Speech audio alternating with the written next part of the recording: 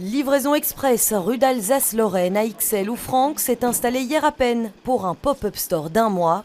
Ici, ni vêtements, ni gastronomie. C'est du coton bio. Juste des pelotes de laine, des pelotes certifiées 100% bio. Quand il y a ce logo-là, c'est certifié GOTS. Et donc c'est le logo le plus sévère qu'il y a. Si celles-ci viennent directement du Portugal, d'autres sont produites en Belgique, en circuit court.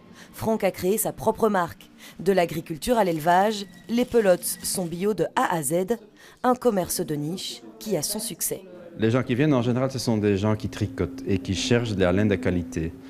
Et donc, où on peut être certain que les animaux sont bien traités, où on peut être certain qu'il n'y a pas de matière nocive. Le tricot, une activité de plus en plus pratiquée avec un regain d'intérêt depuis les années 2000. Les gens veulent faire quelque chose avec leurs mains.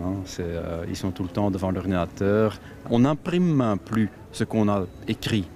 Donc, ils ne produisent que de l'électricité et de l'air. Et donc, du coup, ils veulent faire quelque chose qu'on peut toucher. Autre aiguille, autre projet, mais toujours du tricot.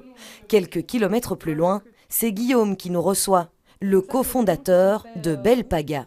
Ça, ce sont des vêtements qui sont faits main ou terminés à la main au Pérou, donc en circuit court, directement dans le pays d'origine. Ici aussi, le constat est clair, le tricot, c'est tendance. On l'a déjà vu depuis 2-3 années. On voit les plus jeunes se mettre de plus en plus à des ateliers de tricot. On veut vraiment un retour à l'authentique, au traditionnel. Et pour une laine plus douce, qui ne picote pas, Guillaume a choisi la laine d'alpaga produite au Pérou.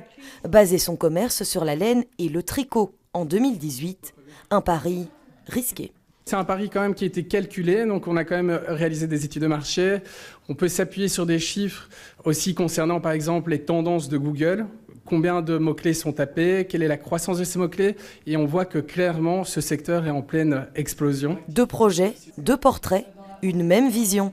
Le circuit court a du bon et le tricot aussi.